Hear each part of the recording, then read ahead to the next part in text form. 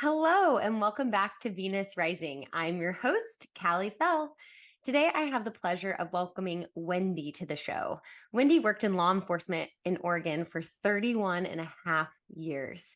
She retired with the rank of captain, but during her career, she served in various capacities, including, but certainly not limited to, field training officer, detective, patrol sergeant, patrol lieutenant, domestic violence unit supervisor, internet crimes against children's task force supervisor, hostage negotiation team supervisor, detective lieutenant, and chief of police. She has also served as interim director of campus safety for 2 Oregon colleges, where she is actually currently part-time, part of the adjunct faculty teaching criminal justice. Both during and after retirement from full-time law enforcement, Wendi presented crisis communication courses to law enforcement professionals as part of a crisis intervention team training around the state of Oregon. In 2018, which is why we have Wendi here with us today, Wendi discovered that she was the product of fertility fraud perpetrated against her mother in Las Vegas, Nevada. Since that time, Wendi has discovered many half-siblings scattered across the United States. Her story may sound familiar to some of you because she was featured in the HBO original documentary, Baby God. She now works with a nonprofit group to advocate for federal and state fertility fraud legislation. Wendi has completed extensive education and training in criminal justice and is currently working towards a graduate certificate in Forensic Genetic Genealogy at the University of New Haven. Of course, this was partially inspired by her own DNA discovery. So Wendi, thank you so much for taking time out of the day to join me to talk about something that people may not actually be that familiar with. Well, thank you so much for having me. I appreciate it. Yeah. Your story, like I mentioned, is depicted in the documentary Baby God, and people can find that on HBO. But for those listeners who haven't seen the film, do you mind just starting briefly with sharing your story as it relates to finding out that you were, in your own words, a product of fertility fraud? Yeah, I retired actually from full-time law enforcement in 2016, but I actually was very involved with teaching and some other things. So I kept pretty busy. I thought that I was going to be bored, so I wanted to take a DNA test. So honestly, I was so busy that the DNA test sat on my countertop in my kitchen for months, months and months and months. I want to say I bought it for a Black Friday, sale in November and didn't even submit it until spring of the following year when I just said, I've got to get this off my counter. And I remember getting the results back, and I was actually at our vacation home, and I was really, really, really sick. And I'd sent my husband into the store to get some cough medication or cold medication. And I'm looking at, really quickly just logging in, but I'm so sick, I actually don't even care, even though I was, kind of excited to see my ethnicity.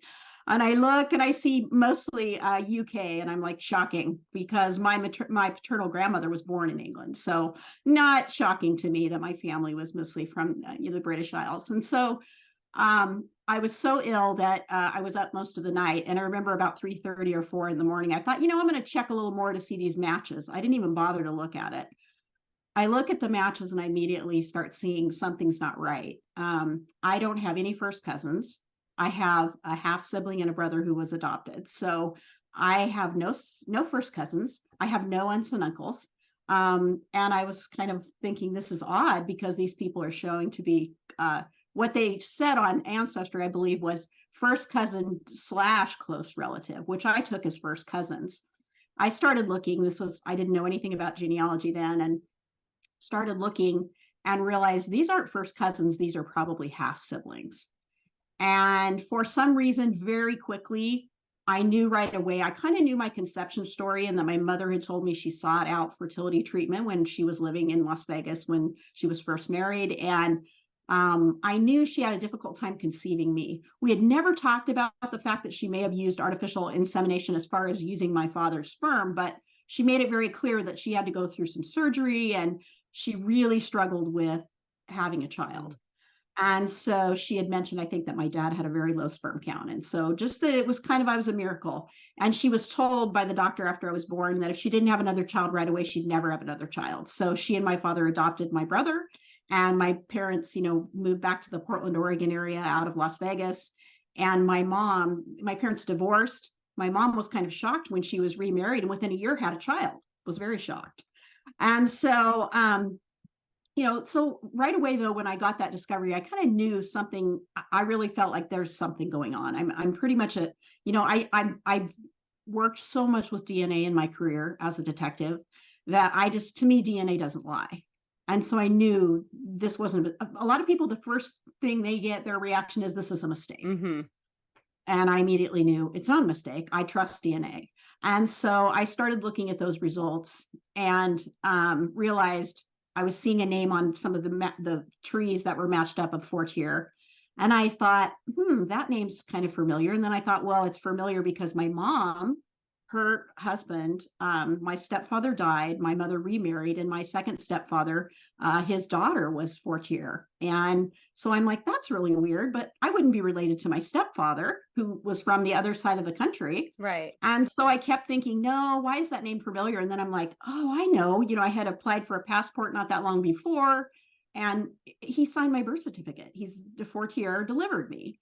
And so immediately, as I'm having this revelation at 3 a.m, I have a half first cousin who's kind of text or sending me messages and says something about Dr. Fortier. And I immediately knew, I just knew. So when you I say knew first cousin, though, this is like Ancestry's label as first cousin, because you didn't that. have brothers and sister, or you didn't have aunts and uncles to have cousins, like Right, real exactly. life. So this person texting me was by what the ancestry described as this person was like a half first cousin. She was actually the child of one of my biological father's Okay. siblings who she'd been put up for adoption.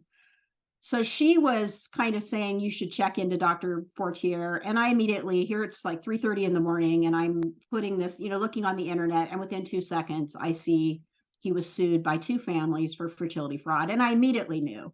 I mean, I knew right away, this makes sense. My father's family were all short English people, tiny little English women. I'm about 5'8".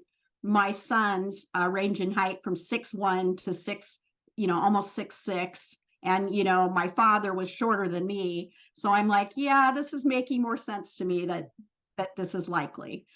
And I do look just like my mother, though. So there was never this issue of not looking like my family. I just looked a lot like my mother. So, I immediately knew. And I think, people ask, what's your reaction? My first reaction was almost like, this is funny, because I tend to do that. I've got this sense of humor that I like to make a joke out of things that are, stressful. I worked as a detective for many years, mostly homicide, major crimes, sometimes crimes against children. I ran a task force for, internet crimes against children. And so I've seen some pretty horrible things. So I have a sense of humor about things that sometimes are, just hard to deal with. And I think my first reaction was just kind of, oh my gosh, it figures, right, that it's me, that this happens to me. And,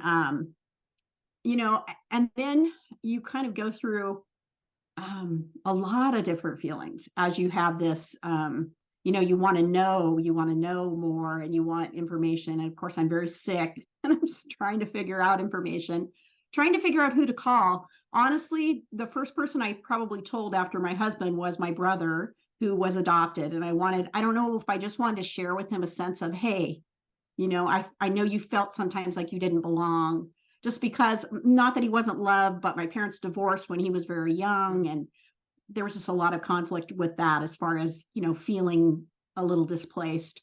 Yeah. And I just wanted to share that with my brother and say, hey,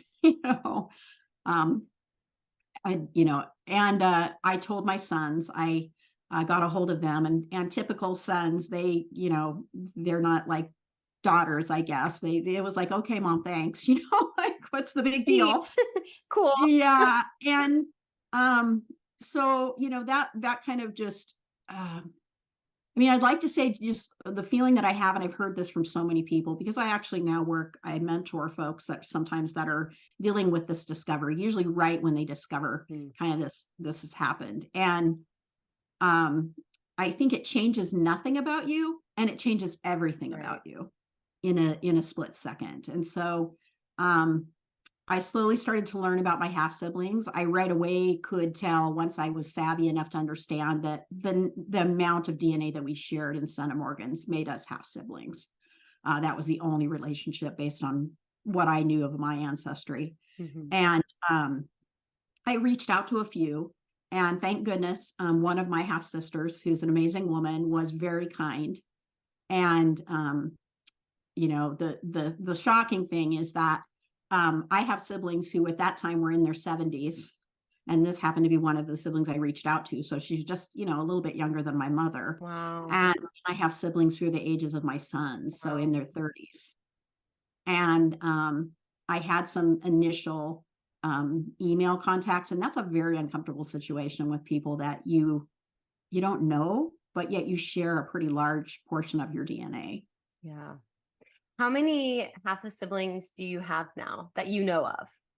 Yeah, so I think there's about 25 to 30. Oh, I was pretty shocked after our film came out in 2020 that there weren't more people, because I have to tell you that I had never had a reason to inquire. My mom had no idea that donor semen was being used, and as did many of the women who went to see Dr. sure. Fortier in Las Vegas, and the two families that sued him specifically.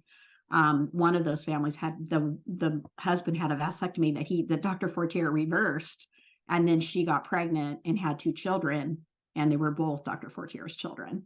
And so I had no reason to suspect this. A lot of times folks that realize they're donor conceived, they will seek this out. But for me, it was just, I kind of wanted to firm up my ethnicity, and just, I don't know, it just sounded like something interesting to do. So um, I think that, we still find people that show up. There are some people that, they don't want to make any kind of contact. So that makes the counting a little bit more difficult. Dr. Fortier also raised a large family of his own, and then adopted, after his wife divorced him, he adopted two more girls. Mm. So he had a pretty large family that he raised as well. So those, his initial family, I believe there were six of them that are my half siblings, as well as the half siblings who were all through this donor conception. Right. And he's deceased and was deceased at the time that you found out, correct? Am I That's correct. And okay? I have to tell you, my initial reaction, even, my very first reaction was, I need to grill this guy, right? I was a detective, and Right. man, I'm going to go wherever this man is. I'm going to go check. I'm going to go right to him and ask why. Wow. And within just a few minutes, I realized he had died in 2006, and he was very old at the time. So when I had to tell my mother about this, I remember she was in Florida, and so I couldn't go down there, and I couldn't just say, I'm going to just show up in Florida and say, hey mom. So I had to say, hey, I need to talk to you, and and didn't want her to have a heart attack. And well, the first thing she asked me was, she said, how old was he, or when was he born? And I told her, and she started to cry, and she said, he was older than my dad, meaning her own father, when I was born. So it broke my heart. And that was really hard to have to do that to my mom. And I even debated about maybe not telling her. Yeah. I can't imagine. I'm sure you can't either, the level of like deception she felt, or even just like invaded, like I think of, one time our car got broken into, and we have cameras. And so I was able to see it, and I felt like my personal space was just so invaded by that. So I just can't even imagine what was going through her mind, knowing what had happened to her and how. Yeah. Yeah, it made me very protective of my mother. And my mind went the same way. I have worked with rape victims. I have worked with victims of domestic violence, or as they like to be called, survivors, and that's great. But I, just thought of my mother being this young woman, because she was just in her early 20s, wanting a child. I mean, she's always told me how bad she wanted a child, and how socially it was really important to have a child at that point. And just wanting this baby so badly. Yeah. And, just thinking of her going in and trusting this man, and literally, I can't even imagine. Yeah. I just can't imagine. And the more I learn about DNA and heredity, and I teach criminal justice, I teach criminology and nature versus nurture, and that's really hard to just for someone to just decide that they know better maybe than your own, than you, and they can just play God. And I think hence when the story was told for the movie, Baby God is exactly why the title of the movie was picked out to be that. Yeah. Wow. And it's hard because he's deceased and probably has never commented on this prior to that, but I just wonder what his motivation was for that, if he really thought he was helping, or if, who knows, we'll never know, right? So I guess it's a waste of time to think about, but I wonder how common then is it, how common is fertility fraud?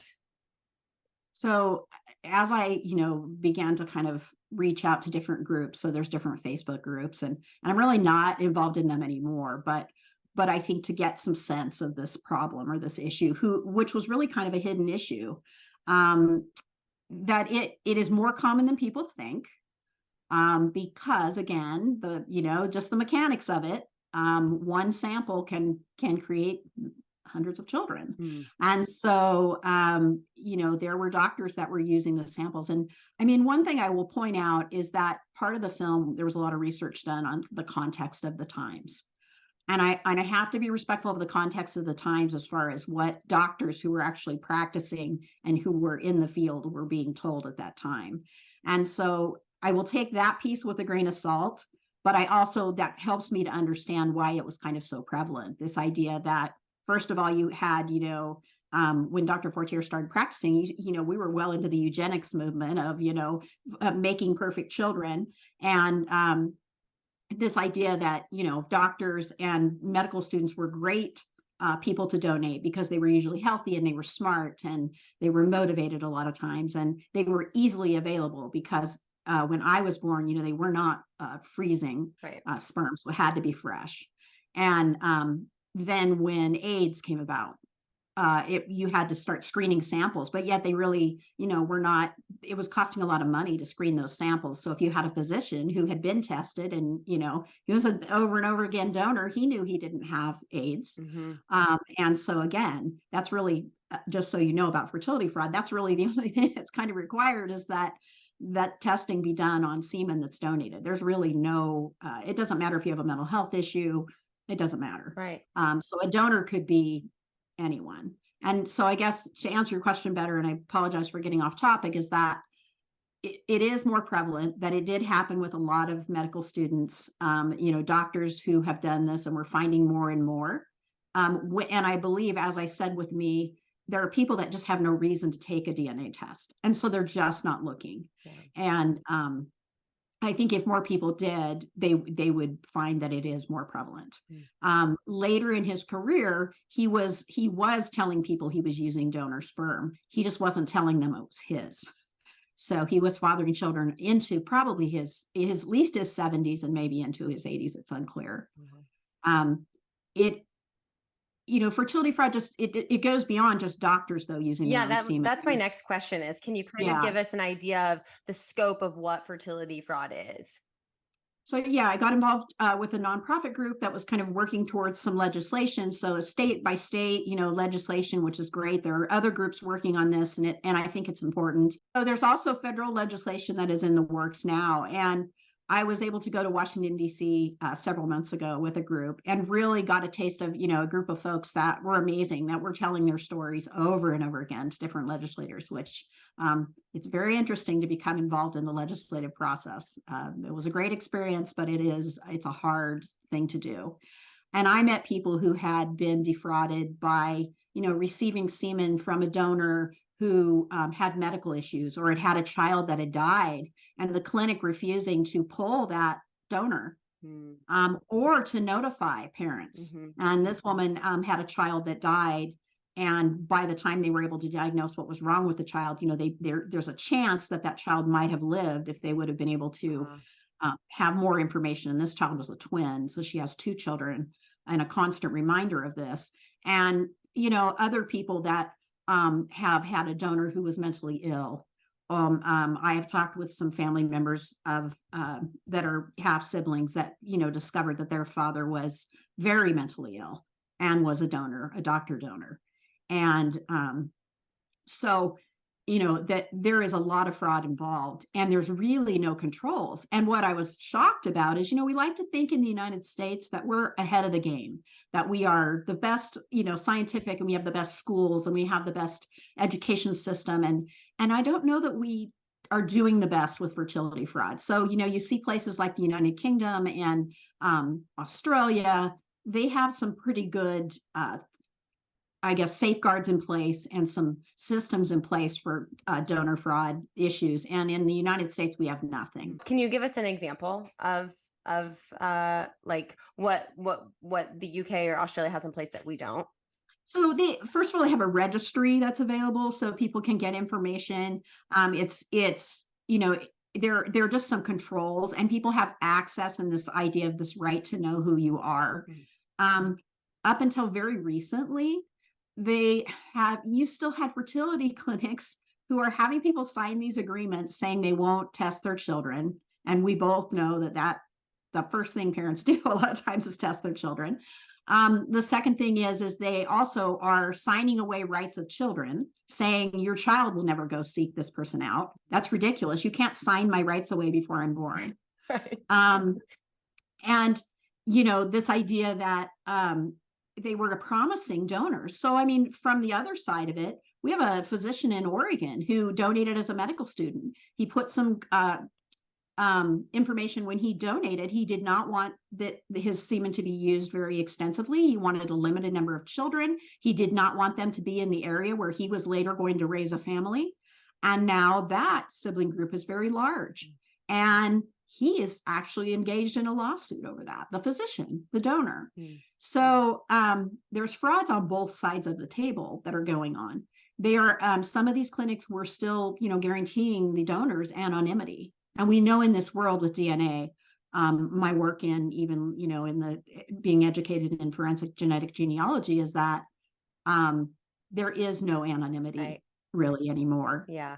With the number of people that are in these databases. Yeah. I don't think the past really thought what was possible as far as technology's advancements in this space. But yeah, there is certainly no such thing as an anonymity. There's obviously a really big difference between fertility fraud and deception, especially in your mother's case where she trusted her physician and he obliterated that trust. But do you think there are any similarities or things that we need to consider also in donor conception with your experience being so broad in criminal justice and genealogy, and now as an advocate and working in trying to reform some law? Do you think that there are any similarities or anything we should be taking into consideration in that aspect as well? I think the biggest message that I have is just be an informed consumer of it. I hate to say it, but in the United States, animal husbandry has more controls. So the clinics, the law, no one is going to look out for the consumer in this, which is sad that it's a transaction. We're talking about human beings. If you wanted to create cattle, you have a lot more legislation in place to protect people who actually purchase bull semen. Than you do for someone who gets semen through a clinic, gets semen through a donor.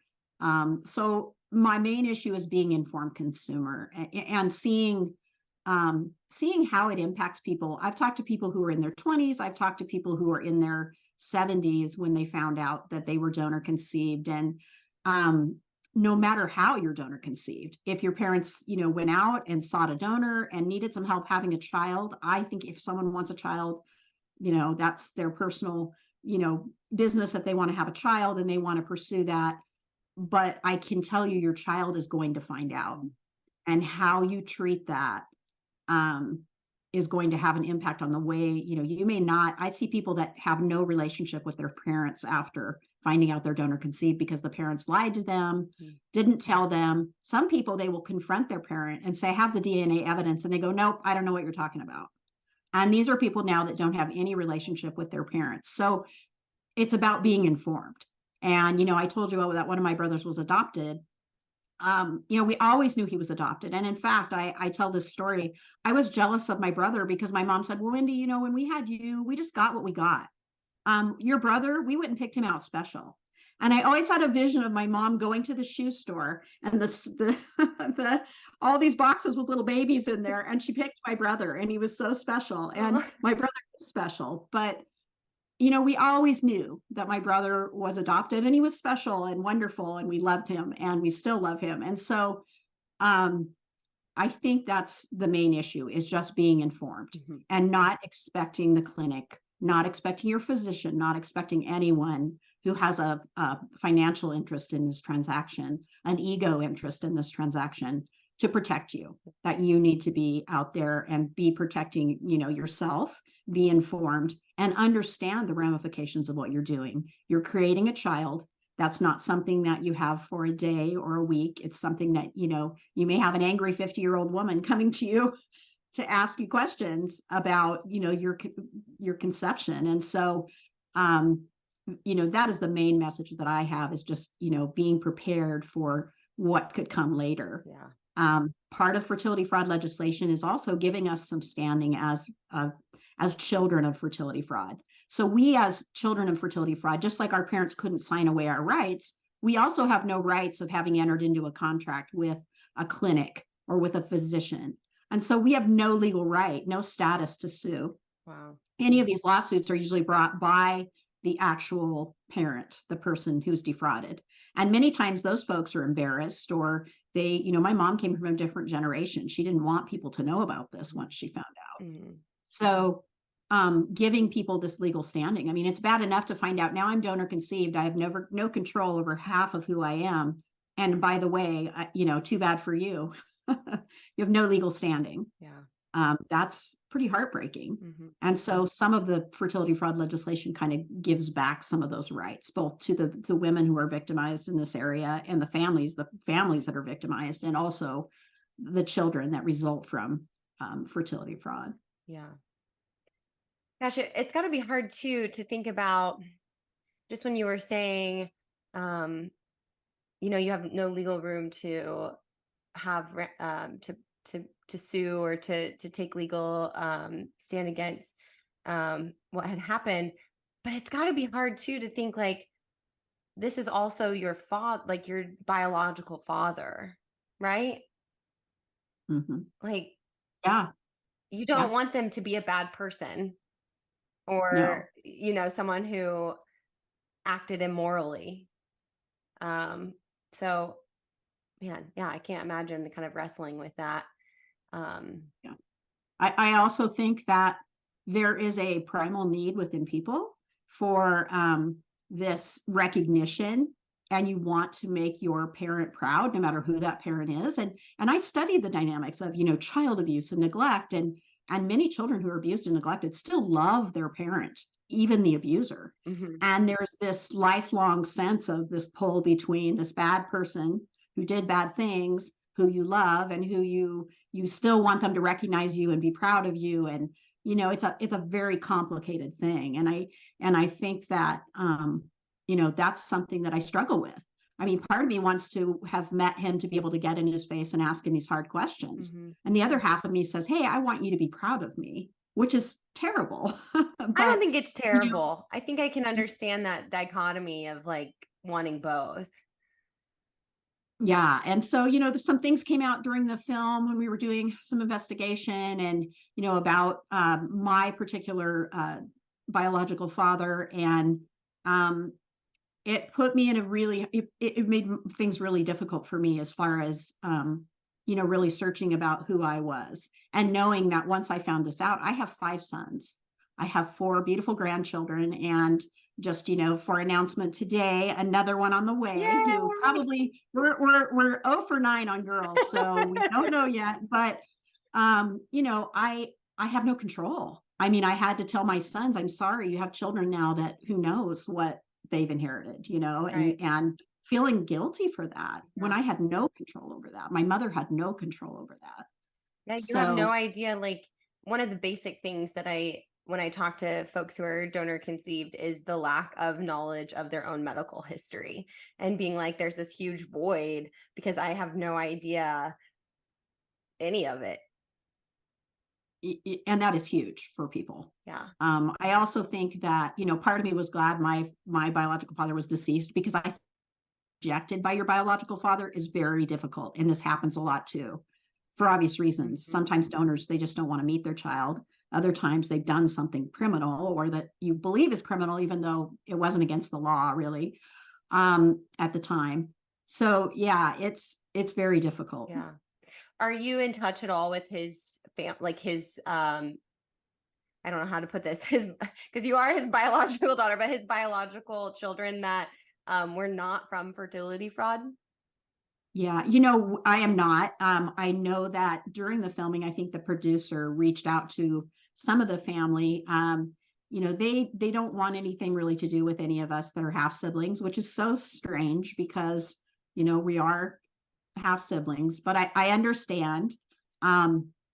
And having, met with some of my half siblings, we've had a couple reunion events, and, you know, um, it's just a very surreal feeling to know, to look at someone, and when they talk, they look like you, or you look at their baby pictures and they're like, oh my goodness, it looks just like you, and um, it's very surreal. Or when they have, a common, we have some things in common as far as, um, uh, the way we enjoy school or Sure. things like that. And so, um, it is very difficult. And part of me wants to know those people. I remember when I first found out, I made a trip down into Las Vegas area and actually went to Reno, and I wanted to look. Before he was sued, he had started he was interviewed for a book on doctors in Las Vegas. And so I guess I get to listen to him speak. In the film, they used some clips, but he was interviewed extensively for this short book. And it never was published, but it's in the special collection in Reno. And it was because he was having legal troubles. He asked them not to publish it. And so just going down there and then going to some of the small towns where he had established a hospital, and being proud that he did that. I mean, he went down into an area and served a really underserved population, and did a lot of things that were good. But I remember thinking, I have to find all these people. Like, these are my siblings, so I have to find them all. Mm-hmm. And I just realized that is just impossible. Mm-hmm. But for some people, can you imagine, feeling like you need to somehow gather all these people together, or identify them, or you owe them a relationship? And that's a hard thing too, because I can remember going through starting to look through these old newspapers and looking at these every time there was a birth announcement and he was listed. And I'm thinking, is that one of his children? Right. Do I need to contact this person and tell him to take a DNA test? And so it's something that I think you go through stages of grief, and you get to a point where you just sort of move forward. But it's been, I don't know, it's just been an interesting journey for me, I will say. And I think you just have an amazing perspective because you come at it with your background in law enforcement and kind of working through not just law enforcement, but working through, like you said, domestic violence, or survivors of domestic violence, people who've been victimized a lot. And so I just think you have, and this kind of detective brain, I think most people I talk to when they do Ancestry or 23andMe or whatever, they kind of have a hard time. It's like it doesn't make sense. They don't trust the DNA. But for you, you have this brain and this ability because of the career and the life that you've had. And so it's just quite interesting. And so you're working towards completing a graduate certificate now in Forensic Genetic Genealogy, which is a beautiful marriage between your personal experience and your life and career.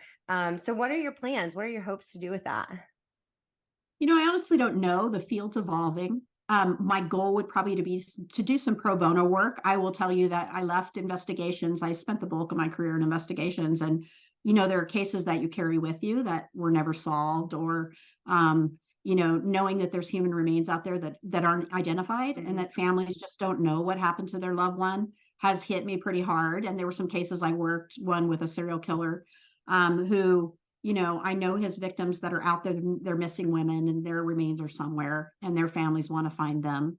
And so for me, I would love to do some work with maybe smaller agencies that don't have the ability, because now the testing is not what is so expensive. It is actually doing the genetic genealogy work, the actual genealogy research. So I'm hoping that maybe I'll be able to use it for that. That would be my goal. And I like to think that you talked about being the victim of, having someone, violate your personal space. And I know that it's horrible being considered a victim or a survivor of something, feeling that. And that was hard for me, but there's no other way to grow empathy than to be in those shoes. I feel like I can bring that empathy to this work, and that, I can bring that compassion to other people. Who maybe are in a circumstance where they are not expecting a genetic surprise. And I find even in my field, I've had some pushback of people that are just like, well, people shouldn't take a test if they don't want to know.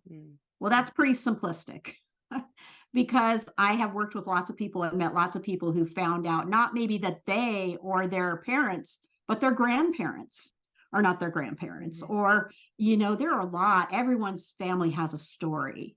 And you have to have people doing this work that have compassion, whether it's in the genetic genealogy field or whether it's in the field of even genealogy. People's origin story is very important. And so, I've had people tell me, well, it doesn't change anything about you. It's not a big deal. I mean, you are who you are, right? And I'm like, well, then how come Ancestry.com is a multi-million-dollar operation? People want to know. They do want to know. Bewilderment is a thing for folks who are adopted, and now for donor conceived people as well.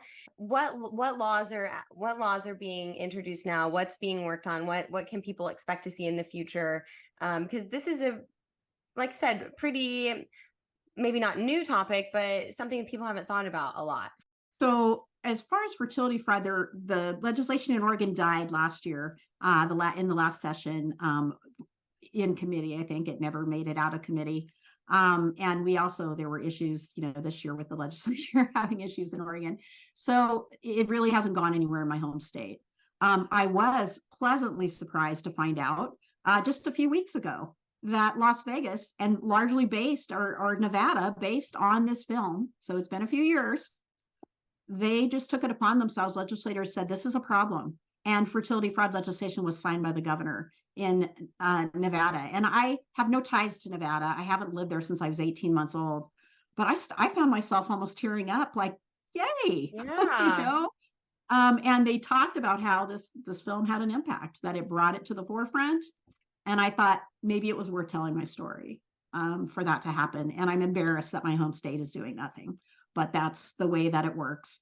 There are other states. Texas has taken it so far that it is part of their rape statute. Wow. State by state, I have, the pandemic had some horrible things and some good things. And the good thing was I've been able to testify before different, law making bodies all over the United States, as, in Zoom meetings as part of this group who's, so even in different states like Michigan and New York. And I've really been, whenever they ask me, I will speak, as well as a cadre of other folks that do much better than I do. And we will tell our stories over and over again.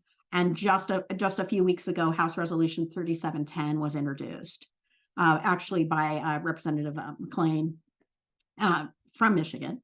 And I'm excited to see some federal legislation, because I think it is a broad bill that addresses, lots of fertility fraud. The days of doctors thinking they're going to get away with this, probably not. Those are going to be people that are really driven and possibly mentally ill, that are doing that, because they're smart enough to know they're going to get caught. Yeah.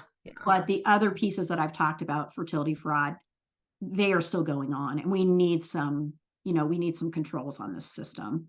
And we need for people to, we're creating human beings, so it's important. And I think sometimes without this, the shotgun approach state by state, I very much respect states' rights, but it would really be nice to have some federal legislation in place that, gives people legal standing, and also, extend statutes of limitations, because many of us, as I said, I found out, when I was 50 years old. Yeah. And then by then it's too late right? And like you said earlier too, you weren't necessarily like the victim, so you don't have a leg to stand on. And then if you did, statute of limitations probably is well worn out by that time. Yes, exactly. Just prior to finding out that I was donor conceived, my husband has a relative that by marriage that it was raped as a teenager, and the suspect wasn't caught till after the statute of limitations had ran. He had raped another very young girl, and he's raped many women, serial rapist, and she's very active in extending the statute of limitations. And I remember thinking when DNA was a lot of the advances were being made when I worked, and we would go, oh, we figured out who raped this woman, but we can go tell her we know who it is, but we can't. It's too late. Nothing to do. We got to tell her, sorry, we know who it is, but we can't prosecute them. And I never dreamed that I would be kind of in that same spot of, no, you have no recourse. And again, my circumstance is a little bit different. It's very different. I can't imagine, being raped by someone and worrying all the time about this person being out there. It's horrendous. But this is as well, I consider this to be a crime against my mother, a crime against women. And when she was probably at her most vulnerable point. So I appreciate the work that's being done to extend statutes of limitations, both on this type of crime, but also on, violent crimes against women that are very similar. Yeah. Well, you've just kind of proven too, at the CBC where I work, we make documentary films. We have people share their stories on places like Venus Rising and on our films, and they make a difference. And so I just, that was really encouraging to me, whether or not you meant that to be encouraging. So I appreciate you saying that, because they do. And I'm glad that Baby God has made a difference in Vegas. I think that's great, and hopefully across the United States we can begin to educate people on this topic and change things. When we were talking about how parentage and our conception story, how important that is, and our genealogy, I wondered, because of your experience, what are your thoughts on birth certificates? Because they've kind of, in different states, they don't have to put the donor on the birth certificate. Sometimes it's two moms, so um, there's no biological father, so to speak. What in cases of surrogacy, the birth certificates are kind of wonky. Do you have any thought on that at all? Yeah, I mean, it's just interesting to note that as I said, I'm in a forensic genetic genealogy program, and we talk a lot about that fact that records are supposed to be real, and we find lots of errors in records, but these are intentional, errors. Right. This is omission by like on purpose. Yeah, and I don't know. I have never. Thank you for asking, but I haven't thought that much about it, other Sure. than it's almost like it's a good attempt at trying to hide something that probably can't really be hidden anymore. Right. So I think maybe it's time to relook at the rules. Yeah. I'm an educator, and I'm dealing with things like AI and different things, and it's going to change the rules of how we operate. And it's almost like at some point you have to say, if there's no more anonymity, then maybe there's a different way to do this. Yeah. So I think part of legislating fertility issues may deal with that. Yeah, I hope so. And I think it's a great point. I hope so. Wendi, I really appreciate you taking the time to come on the show and share your story. I want to encourage listeners and viewers to go watch the film Baby God. I think it's really well done, and you get to see your mother in that film. But really, just thank you so much for coming on the show and talking to us. Thank you. Well, thank you. Thank you so much for giving me the opportunity. Yeah. It's been an interesting and fun conversation, but I'd also like to thank every other listener. I hope they enjoyed the show, and subscriber for tuning in. Our goal is as ever to create conversation, facilitate discussion, and think beyond the masses.